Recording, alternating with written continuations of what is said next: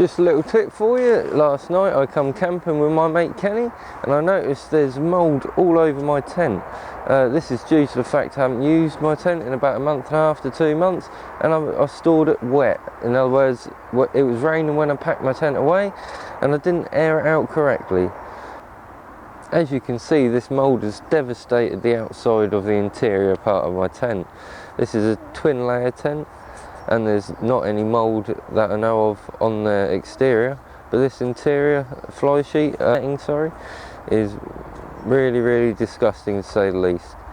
I would highly recommend everyone to simply air out their tent, even if it's still drizzling, along their journeys if they're not camping for a few days after they've packed it away wet.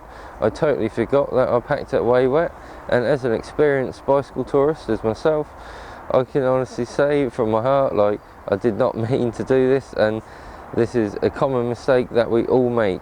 This is the first time this has ever happened to me in 8-9 years of bicycle touring. I'm just camping with my mate Kenny and it was dark when I set it up, so I didn't really notice, but I did notice the smell. I slept with both doors open last night, and I can honestly say, please do not sleep in a tent with mould in it. It can sufficiently harm your health.